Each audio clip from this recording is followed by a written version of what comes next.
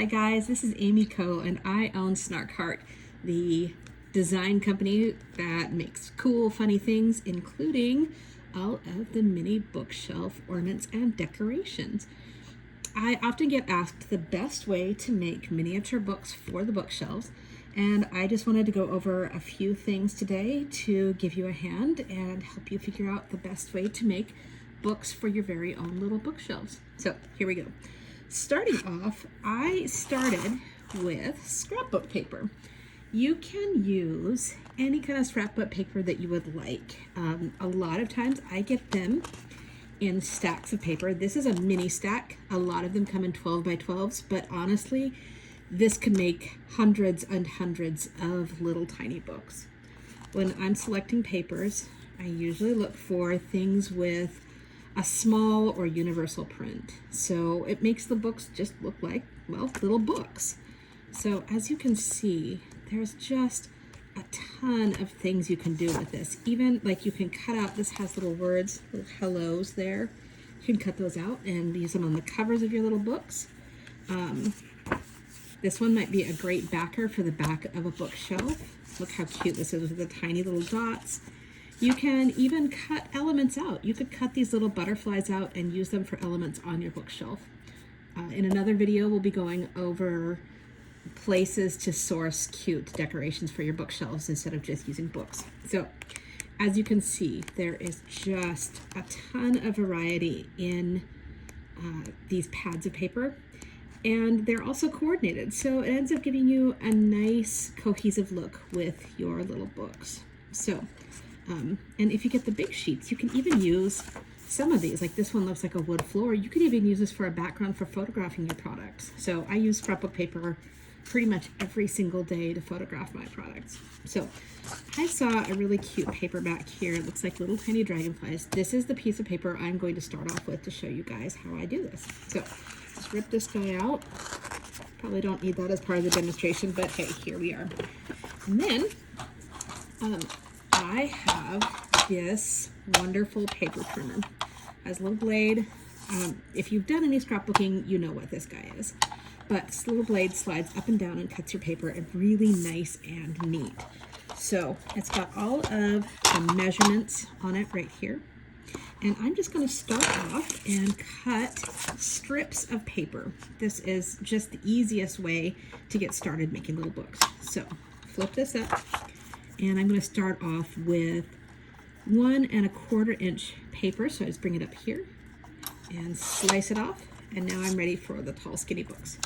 Then we'll do 1 inch, just like that.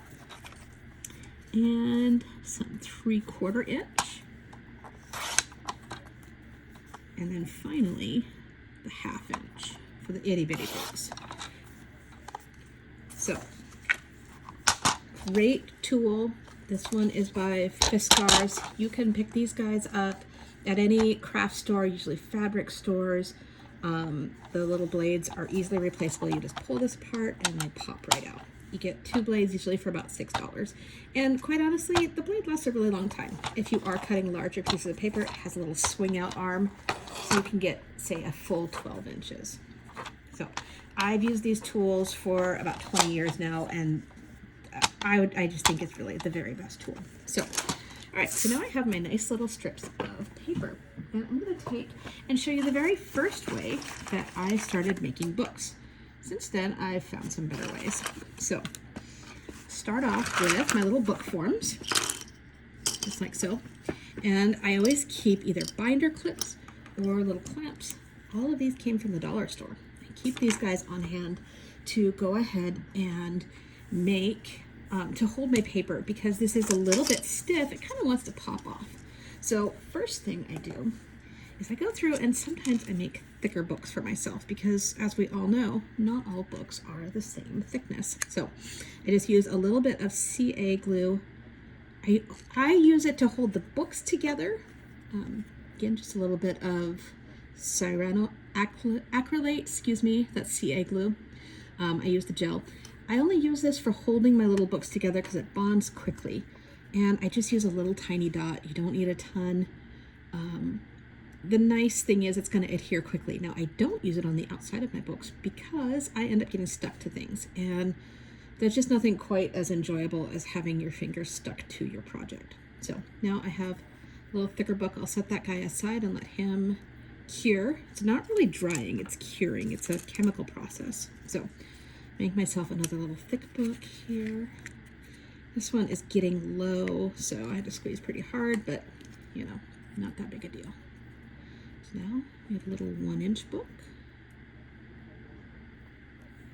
and a 3/4 inch book. I'm not going to do the teeny tiny ones today because they're kind of a pain in the neck.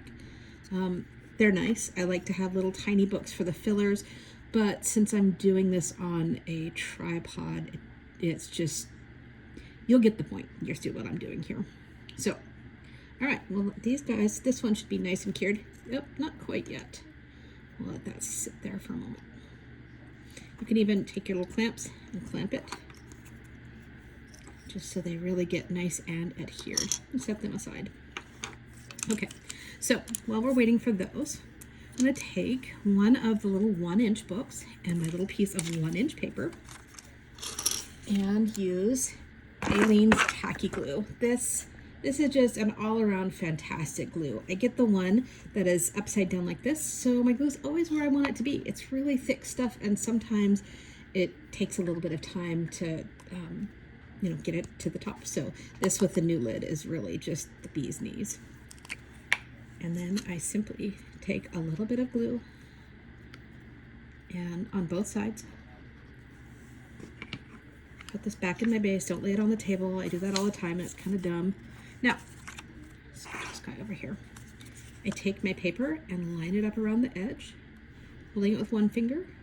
I wrap around, kind of getting it adhered here. Now, you don't have to be super perfect on this either. It's okay if a little bit of this shows, or even a lot of it, because truthfully, this is going to be hidden in your bookshelf.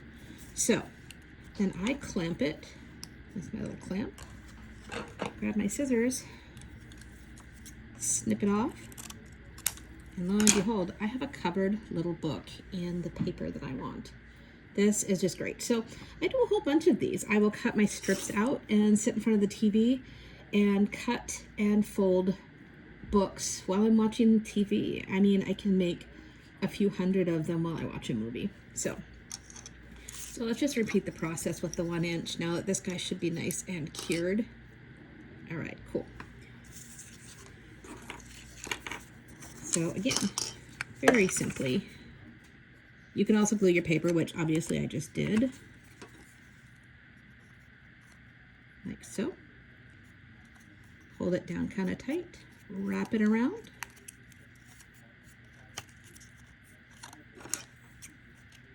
snip it off, and hold it down. One of my favorite things about this technique is it leaves kind of what looks like an actual spine to a book, because it kind of gives a rounded edge here. When I show you the next technique with the washi tape, it gives really crisp, hard edges, which to me doesn't look quite as real. Now, it probably doesn't matter because these are tiny and it just doesn't matter, but that's me and I'm crazy, so there you go. So that's technique number 1. All right, so next technique we're going to talk about is washi tape. Excuse me while I grab that. Washi tape is a really cool kind of printed masking tape. You can pick this up from any scrapbook, craft store. Amazon has huge sets of them, really inexpensive, but if you don't mind waiting about 2 weeks, I was looking at Temu the other day. It's temu.com. And they have the exact same sets of washi tape that Amazon does, but it's about half the price. So if you're willing to wait just a little bit of time, you can get it for less. The thing is, all the stuff from Amazon is being sourced from China anyways. These resellers are making their markup, so, just source it yourself. The cool thing about this is it comes in a variety of widths and patterns. Some have cute little words on them. So it's happiness, courage, dreams, all that stuff. Cute, love. They are coordinated just like your scrapbook papers. So these beautiful edges. Whoops, sorry about that. And one of the limiting things though is there aren't usually a ton of different thicknesses. So you have about 1 inch, and then this is about 6/10 of an inch, and I think this one was about 5 millimeters. This is really, really tiny for little books, but I'll show you some techniques with this that are pretty darn slick. So I went ahead and just cut myself little books in 1 inch and 0.6 inches because those are the most common sizes of my washi tape. So again, it is essentially just a masking tape. It's low tack. It is just a tiny bit see-through. I don't know if you can see that. So sometimes I would want to use this on, say, a piece of scrap white acrylic because you will see here, maybe you won't see through this video, but you can kind of see your texture of your wood through.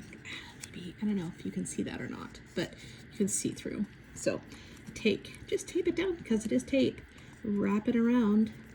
Now, if you are any good at ripping tape, you can kind of even hold this down and rip it along the edge of your little booklet. Again, it doesn't matter if this isn't perfect back here, simply because that's going to be hidden in your bookshelf. My lovely friend and assistant, Laura, said when she uses the washi tape, she uses a burnishing tool to make sure that's really adhered well. Because where there is the cut edge, it doesn't want to stick quite as well. So we burnish the edge, the back, the sides, and now you have a little book. Cute, huh? Look how pretty that is. This might even be a nice one that if you wanted to show, say, the front of a book in your bookshelf as opposed to just using the spine. This works well with the bonded 2 books together as well. So I've got another 0.6. So this is 0.75, so 3/4 of an inch tall, and it actually goes this way into the bookshelf, so you don't have to worry about pushing them too far back. So this is the 0.6 edge, but I'll show you some techniques with this as well. So yet again, I'm just going to take my washi tape and wrap it around.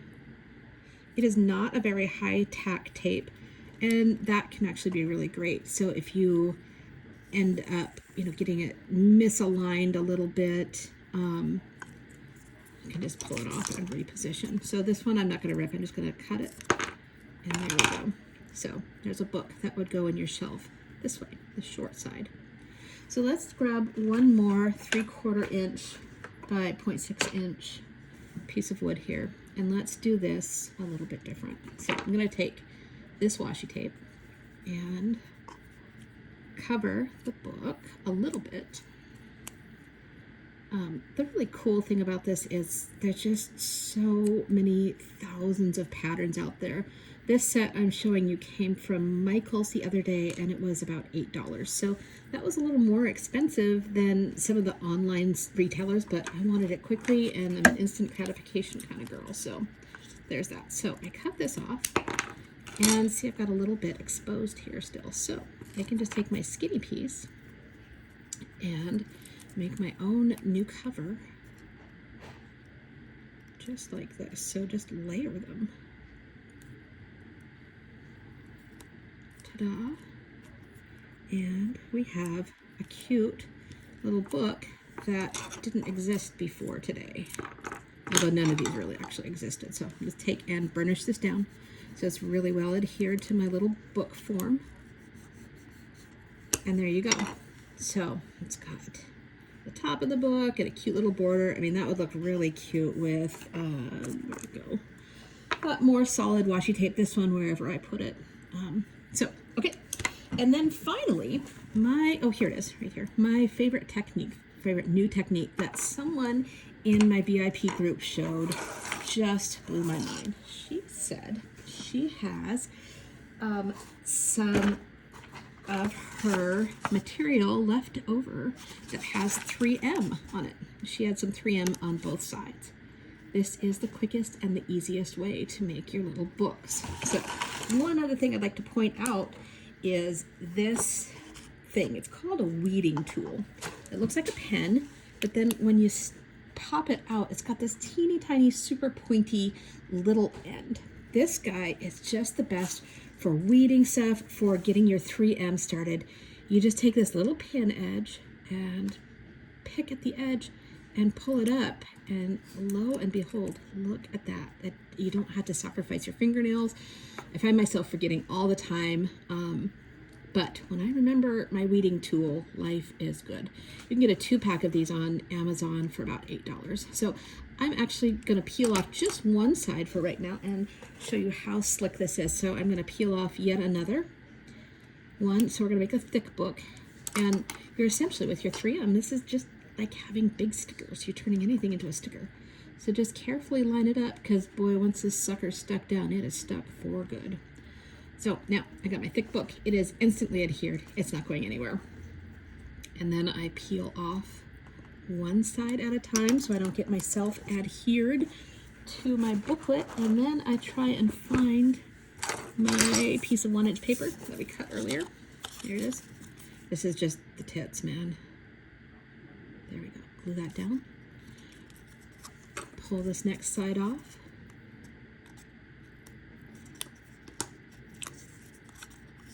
And bam, we got a book, and it is covered and it's adhered, and I don't have to clamp it. And I think this is just absolutely amazing. I absolutely love this technique. I think that's one of the smartest things I've seen. So shout out to the people in my VIP group. So there it is. That is 17 minutes on how to make teeny tiny books. If you have any further questions, let me know. I'll be going over some more techniques in the coming days and weeks. Wednesday, the 8th of March, I'll be taking you on a field trip to the craft store and places to find cute accessories for your mini bookshelves. So thank you so much for being part of Snark Heart. I'm really honored to have you here. Have a great day, guys. Thanks.